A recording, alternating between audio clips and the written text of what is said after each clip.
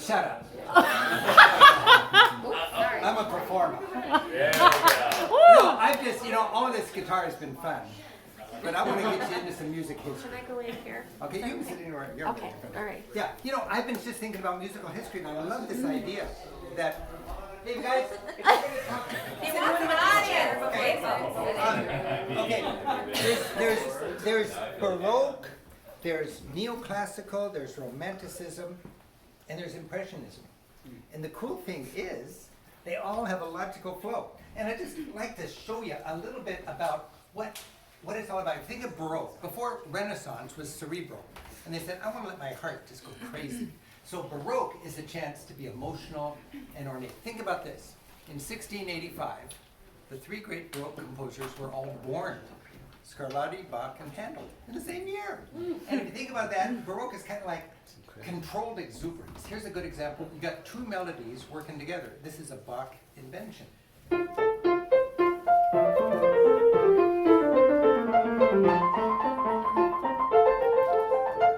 Baroque likes a lot of trills. Have you ever noticed that? Like it's just overwhelmed with trills. A good example of that is, what I think about is kind of like Bernini, visual arts. Bernini for your ears. Here's a little bit of Scarlatti.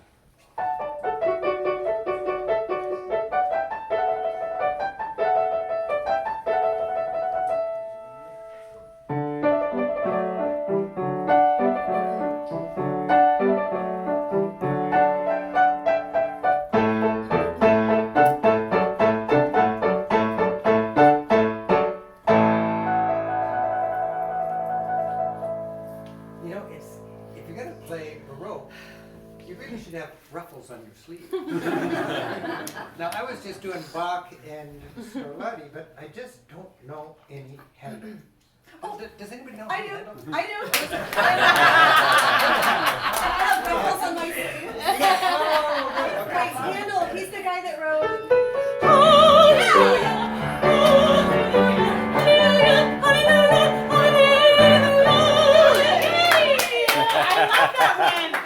Elizabeth and I have actually been working on an aria or a song from Handel's opera Semele, and you can hear all of those trills and that controlled exuberance, and we're just gonna simmer in one big, powerful emotion. In this case, endless pleasure. Endless pleasure, endless pleasure, endless love, Semele and joys above. Endless love, endless love, endless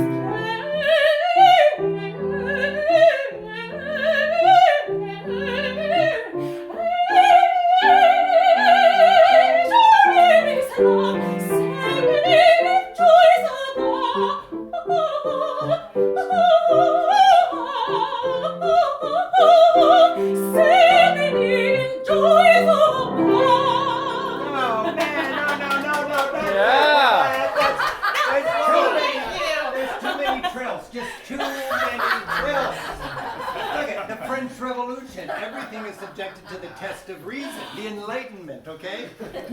We need something a little more cerebral, please. Now, when we think about neoclassical, in music we call it classical, but art is neoclassical, it's 1750 to 1800. This is where everything is subjected to the test of reason. Mozart, Haydn, neoclassical, concise, balanced. Here's an example. It's Mozart's Turkish March.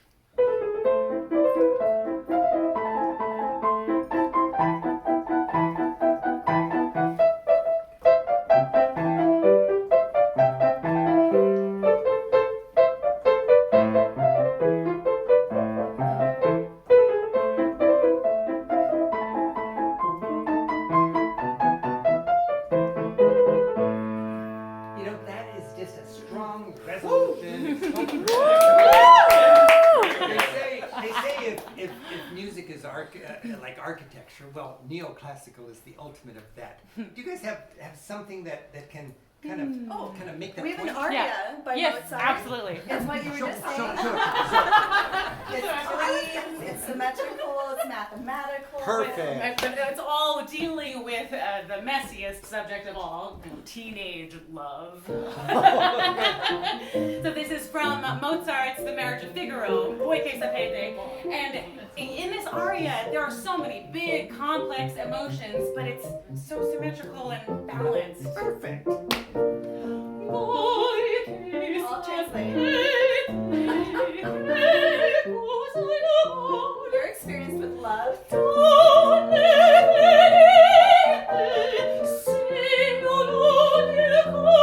it what I'm feeling?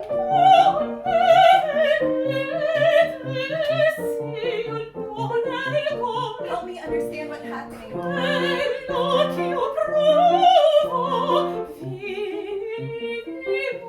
So many new sensations.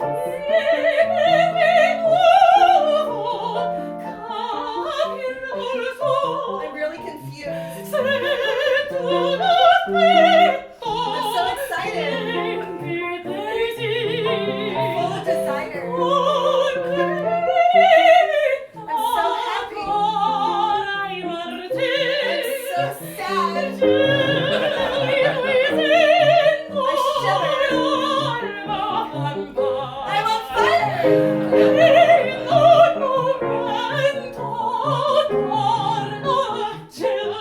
I'll never be the same.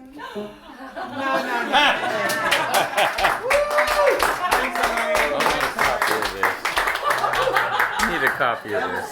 That was sweet, but there's just too much metronome. Okay, all right. Come on, I mean, be romantic. The next movement, romanticism, that's the ism of the 1800s, right? We got this pendulum. We got the emotional Baroque, the cerebral neoclassical.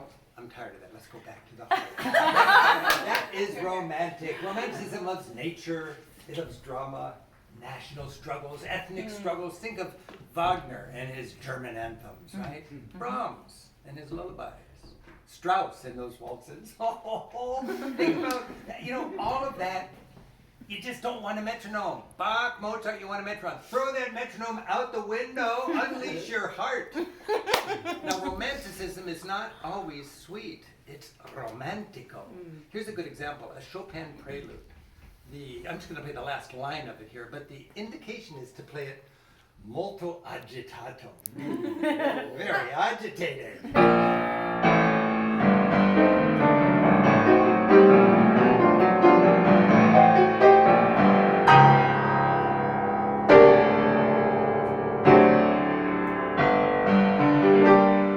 Oh yeah, baby.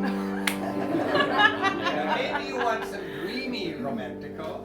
Dreaming. Hey, Schumann's one of the great romantic composers, isn't he? And his most popular song for piano players might be a song called actually Dreaming. Now when we think of dreaming, this is like rubato. It's shaping phrases. That's what romantic's all about. No more metronome. You crescendo, you accelerando, you peak, and then you decrescendo, and you retardando. Shaping the phrases. Here is a little bit of Schumann's Dreaming.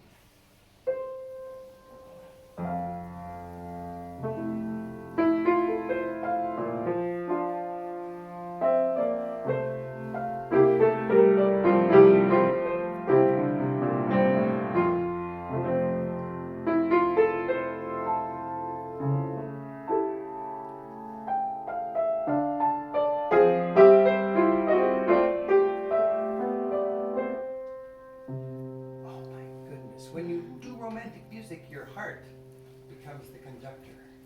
But I need a little more passion. Can you guys add a little more Passion? Oh.